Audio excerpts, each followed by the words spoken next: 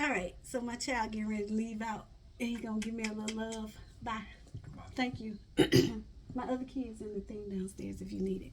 Okay, guys. Hey, y'all. Hey, I want to do something different. Today is Friday, but I had an idea about doing something. I don't know whether I'm going to call it Love Chronicles or Song Chronicles, but we're going to do something different today. We're going to take a song, we're going to break it down, and we're going to digest it, and we're going to compare it to marriage, relationships, and divorce. So the first one is called There's a Stranger in My House.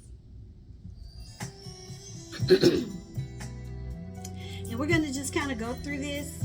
I kind of want to use this as a lead in for a good conversation about dating, especially from your broken place.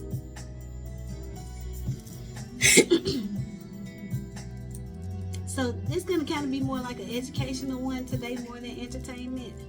So if you're not really kind of mature and looking to grow, you're going to probably skip right past this one. So listen to the words of the song. She said, I don't understand. You look just like the man in the picture by our bed. The suspense is punding and clouding up her head. She said, I'm checking your clothes. And you wear the same size shoe. You sleep in this spot. You drive in this car. And I don't know who you are. Then she says, there's a stranger in my house. Took a while to figure out. There's no way you could be who you say you are. You gotta be someone else, 'cause he wouldn't treat me like that.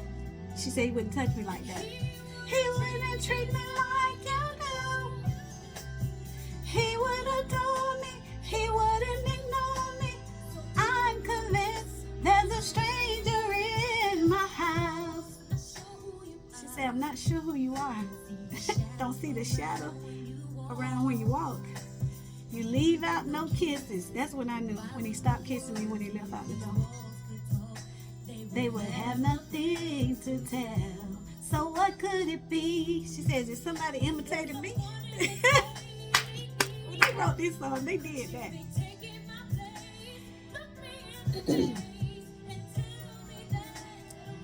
Hey, hey, there's a stranger in my house. It took a while to figure out. 'Cause see, you weren't even thinking about it at first. Yeah, think about it. Someone else, 'cause he wouldn't touch me like that. Men, whether you think it or not, we know how you touch us. We do. He wouldn't adore me. And I like this part right here. She said, wait a minute. Pop quiz, tell me where we first kissed. Tell me where my is. Tell me if I like it, love it, or could it be? Maybe the stranger is me. Because, you know, we grow, we change, we develop. And sometimes, for the men, we might change in a negative way. You remain the same.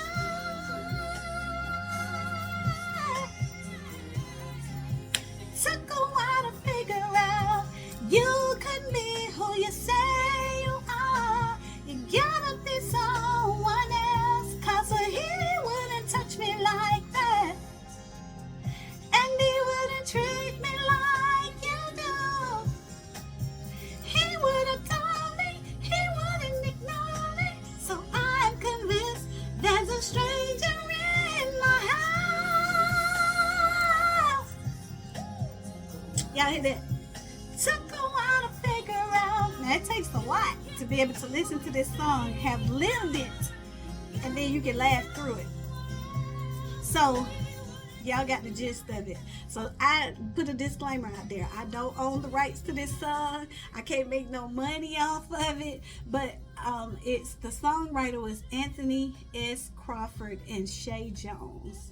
And when I tell you, I'm big on music since I sing. I listen to music, but I listen to lyrics. I love to hear the lyrical tone of the song. And when this song was written, what it tells me, because I remember the video, and I remember her doing it with Grant, like they were in it together, and I was like, no, are they having problems? Because of the words of the song. But she sung that from her gut, especially when she went into that pop quiz. You know, men start saying, oh, they asking so many questions. Why are you asking me so many questions? Well, I'm asking questions because something ain't lining up according to the way that it once used to be. And so as we think about things, I think I wrote down that I was going to name this one, He Sent His Representative. There's a stranger in my house. Or I was going to write it as The Force of Divorce. There's a stranger in my house. I'm sorry, y'all. There's somebody knocking at my door. And so I wanted to, let me see if I can pause this. Okay, y'all. Man, something always happens when I get ready to try to record. And today, I'm like, what is that? Somebody knocked like the police. I'm like, wait a minute. I don't even know what the police knocked like, but that was a strong knock. It was my mailman. So anyway, I had to run up and down the steps. I lost my rhythm, but here we go. Let's jump back in. So I don't know if I wanted to name this one The Force of Divorce. And I kind of want to talk about what happened to get to that place. The Force of Divorce, There's a Stranger in My House, or ladies, He Sent His Representative. And I want to say that because when you look at the lyrical write-up of this song, she's like, and if you listen to the tone of the music, as the music moves, that music has a mysterious type feel to it. Like when it first starts out, it's like, man, I don't really know. I can't quite put my finger on this. And going back to my own personal situation, you know, again, if this is your first time here on my channel, honestly, if this is your first time, you might want to go back and watch the one that I did that talks about don't date in your broken space. You may want to go watch that first and then come back to this. And that's because it's going to kind of tie in. I feel like my channel is made where it's going to build on each other. More like a teaching series versus just individual videos. But that's the teacher in me. Anyway, okay, moving on because I don't have a lot of time. I wrote down a couple of things. Reviewing the lyrics of the song, her description of him, the movement of the music, how it was very mellow in the beginning, and then there was a build up to the end, and even by the time it got to the end, like the way it just, I think they call it a crescendo, the way it went up at the end and then it came down, like she was just finally tired. That's kind of how it is when you're going through marriage and divorce and separation and things of that sort. It starts out with, I guess, a very you're in a place where you're like, I don't really know what to do.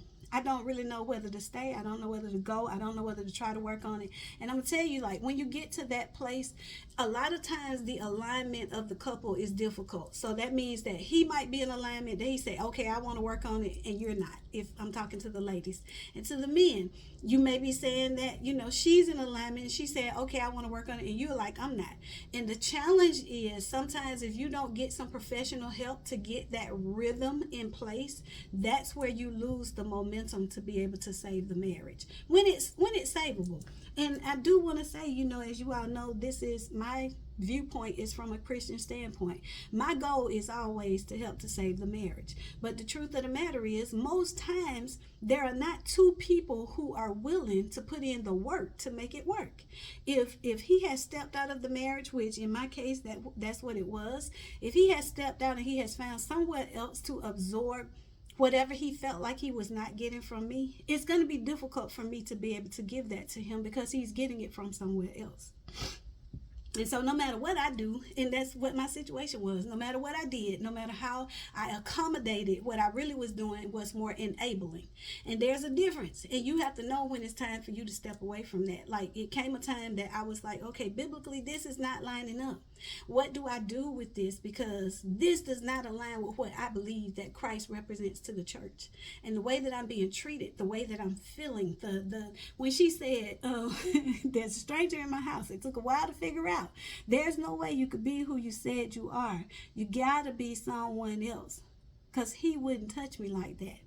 Men, I want you to know, I don't care how much you think that you can go. Yes, we are the receiver.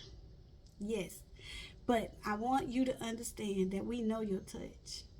When it's right, we know your touch. We know when you are in tune with us. And we know when it's just the action. We can feel it.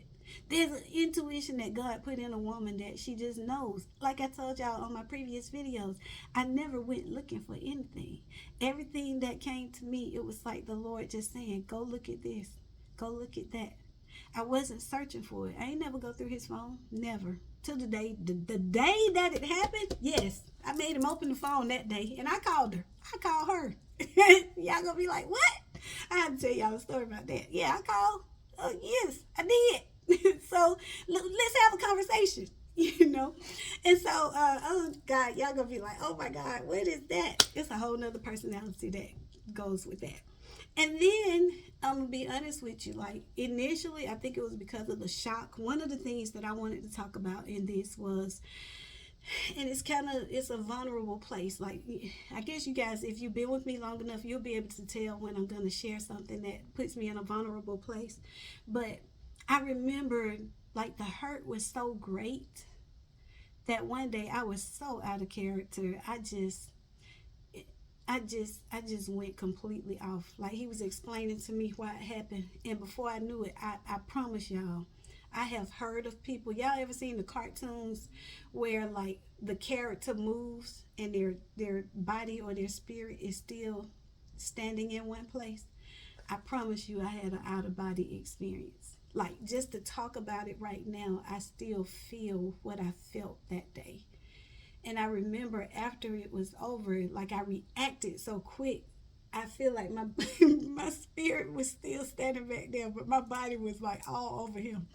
And so, and the funny part, I can laugh about it now because when you take somebody with a personality like mine, who is very gentle, sweet, loving, kind, um, just typically it takes a lot to arouse me in that area to get me to the point where especially volatile.